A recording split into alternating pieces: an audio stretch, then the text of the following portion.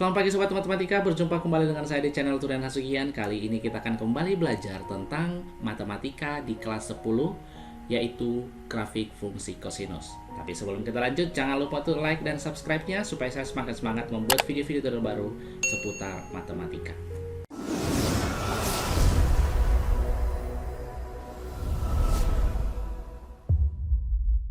Grafik fungsi kosinus bentuk umumnya adalah Y sama dengan A kosinus B X tambah C ditambahkan dengan D. Dimana nanti di sini A itu adalah berkaitan dengan amplitudonya ya, yaitu harga mutlak A. Jadi bisa saja nanti di sini negatif A atau negatif 3, negatif 2 dan seterusnya. Sedangkan B-nya ini dia berkaitan dengan periode, dimana nanti periodenya adalah tergantung berapa nilai B-nya, yaitu 360 derajat per B atau bisa juga 2V per B. Kenapa bisa 2V? Karena V itu kalau kita arahkan dia ke dalam derajat menjadi 180 derajat. Kemudian C, yang ini dia berkaitan dengan pergeseran kurva ke kiri ataupun ke kanan. Apabila dia negatif, berarti dia digeser ke kanan sebesar C derajat. Kemudian apabila dia positif, berarti dia digeser ke kiri sebesar C derajat. Jadi artinya di sini C itu adalah dalam derajat. Kemudian D nanti dia pergeseran kurva ke atas ataupun ke bawah. Kalau dia positif, berarti dia digeser ke atas sebesar D, dan kalau dia negatif berarti dia digeser ke bawah sebesar D. Dan untuk nilai maksimum biasanya nanti akan sering juga nanti ditanya, apabila diketahui fungsinya maka ditanya nilai maksimumnya.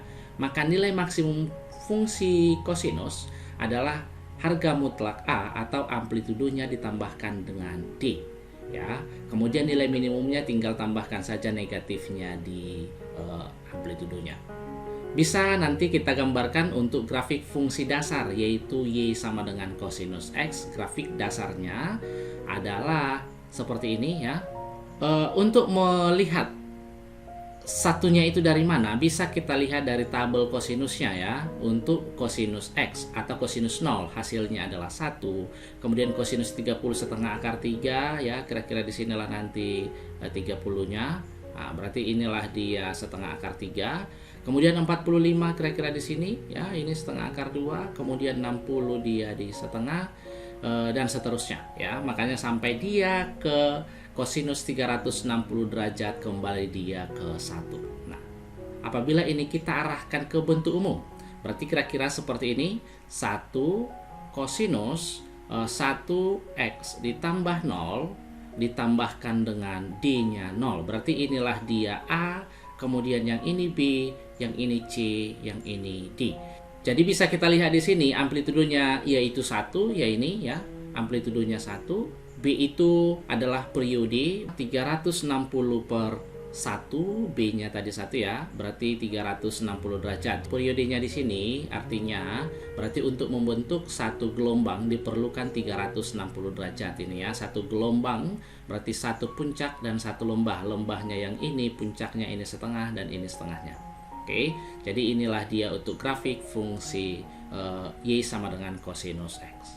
Sebagai contoh bisa kita lihat di sini sketsalah grafik fungsi Y sama dengan 3 cos X ditambah 2. Kalau kita arahkan ke bentuk umum, berarti ini bisa saja kita buat jadi 3 kosinus 1 kali X tambah 0 ditambahkan dengan 2. Berarti bisa kita buat juga ya, amplitudonya sama dia dengan harga mutlak 3 atau 3 ya.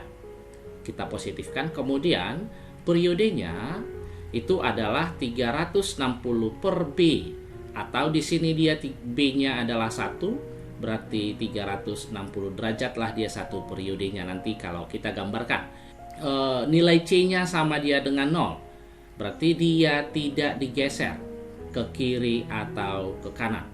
D-nya sama dia dengan 2, berarti dia digeser, kalau D-nya tadi positif berarti digeser ke atas sebesar 2 satuan.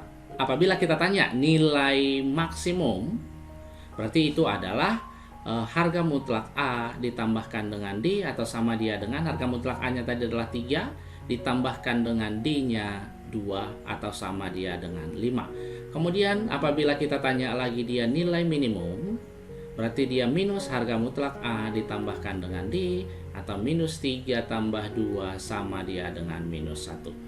Dari informasi yang sudah kita peroleh ini, bisa nanti kita gambarkan grafiknya seperti ini. Amplitudonya tadi adalah 3. Satu periode katanya tetap dia 360 derajat, berarti dia dimulai 0 sampai dengan 360 derajat untuk membentuk satu gelombang. Ini ya, satu puncak dan satu lembah. Kemudian C-nya dia tidak digeser ke kiri atau ke kanan. Jadi untuk nolnya tetap dia di sini. Dan dia digeser ke atas sebesar 2 satuan. Nah, ini dia 2 satuannya ya, yang digesernya itu. Digeser 2 satuan ke atas. Kemudian nilai maksimumnya 5 dan nilai minimumnya minus 1. Kenapa ada di sini garis putus-putus? Inilah harusnya gambar awalnya ya. X-nya 90 kan harusnya dia di 0. Tapi karena dia digeser ke atas sebesar 2 satuan, makanya 0 yang harusnya di sini menjadi digeser ke atas ini. Kemudian 180 itu kan harusnya kalau kita buat dia di minus 1, oke, tetapi harusnya dia di sini. Tapi karena dia digeser ke atas sebesar 2 satuan, makanya jadi seperti ini. Atau bisa juga kita buat kalau dia Y-nya sama dengan 3 cos X tambah 2, kita masukkan saja untuk X-nya sama dia dengan 0, berarti Y-nya jadi berapa ya? Berarti 3 cosinus 0, 3 cos 1, berarti 3 tambah 2 sama dengan 5. Nah ini ya, untuk X-nya 0, Y-nya 5, kemudian untuk X-nya sama dengan 90 derajat misalnya, maka Y-nya sama dia dengan 3 cos 90 ditambahkan 2. Cos 90 itu kan 0 ya. 0 kali 3, 0 tambah 2 sama dia dengan 2. Makanya ini. Kenapa hanya 4 saya buat ini? Untuk mempermudah menggambarkan grafik dari fungsi trigonometri atau fungsi sinus, fungsi kosinus, kita buat saja nanti 90, 180, 270, dan 360 itu dari mana? Yaitu 360 per 4. Periodenya per 4. Berarti 90 derajat. Ini untuk mempermudah menggambarkan grafiknya. Ya, karena kita sudah tahu tadi kan grafik dasarnya adalah dari atas ke bawah, kembalilah ke atas. Apabila nanti periodenya dia 180, berarti nanti untuk menggambarkan grafiknya jadi 180 per 4. Gitu ya, atau 45 derajat, kira-kira seperti itu. Contoh yang kedua, sketsalah grafik fungsi Y sama dengan 2 cosinus 2X kurang 60. Apabila kita arahkan ini ke bentuk umum, berarti ini sama saja dia dengan 2 cosinus 2X kurang 30 ditambahkan dengan 0 ya. 2 kali 30 yaitu minus 60. Berarti dari sini amplitudonya sama dia dengan harga mutlak 2 atau 2, kemudian B-nya sama dengan 2, berarti periodenya sama dia dengan 360 per 2 atau 180 derajat.